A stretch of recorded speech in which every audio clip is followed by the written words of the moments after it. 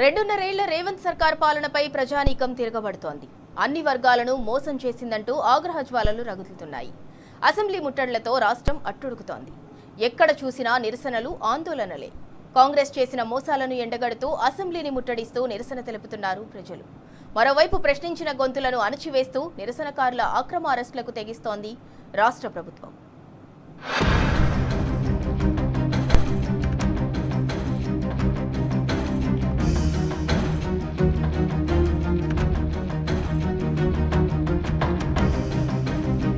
Fee reimbursement బకాయిలు చెల్లించాలని demand చేస్తూ విద్యార్థి జేఏసీ నాయకులు అసెంబ్లీని ముట్టడించారు.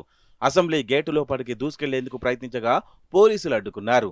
జేఏసీ నాయకులు విద్యార్థులను అదుపులోకి తీసుకుని పోలీస్ వ్యాన్లోకి బలవంతంగా ఎక్కించారు. అసెంబ్లీ ఆవరణ నుంచి పిఎస్కు తరలించారు.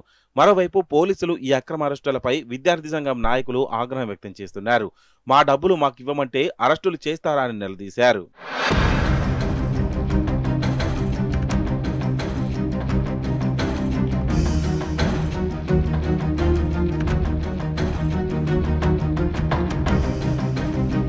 ప్రభుత్వ వ్యతిరేక నినాదాలతో అసెంబ్లీ ప్రాంతం హోరెత్తింది.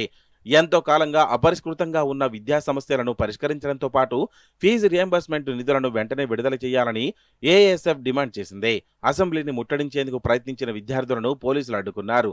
దీంతో కొద్దిసేపు తోపులాట చోటు చేసుకుంది.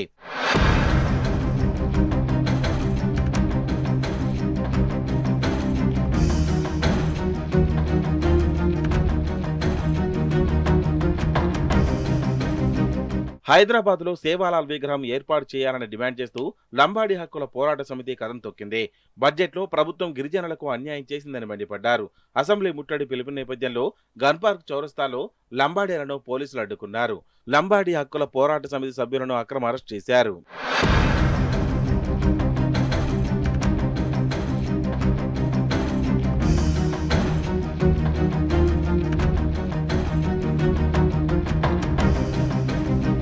జీవో నెంబర్ 84 అమలు విషయంలో ప్రభుత్వం ఏకపక్షంగా వ్యవహరిస్తోందని Telangana outdoor media owners association ఆరోపించింది. ప్రభుత్వ నిర్ణయం తమ పరిశ్రమకు ప్రమాదంలో నెట్టిందని ఆవేదన వ్యక్తం చేసింది. అసెంబ్లీ మార్చ్ పేరుతో నిరసనకు దిగింది. ఈ నిరసనలో వందలాది మంది అవుట్డోర్ మీడియా యజమానులు, కార్మికులతో పాటు పరిశ్రమకు చెందిన ఇతర భాగస్వామ్యం పెద్ద సంఖ్యలో పాల్గొన్నారు. జీవో నెంబర్ 84ను వెంటనే రద్దు చేయాలని, కొత్త విధానాన్ని పూర్తిగా పునః సమీక్షించాలని డిమాండ్ చేశారు.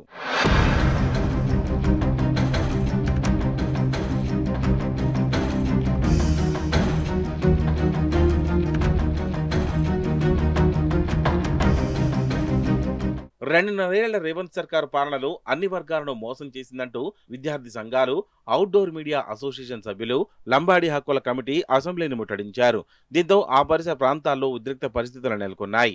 ఇప్పటికైనా రాష్ట్ర ప్రభుత్వం మొద్దు నిద్ర వీడి ఇచ్చిన హామీలను అమలు చేయాలని వాళ్ళు డిమాండ్ చేశారు.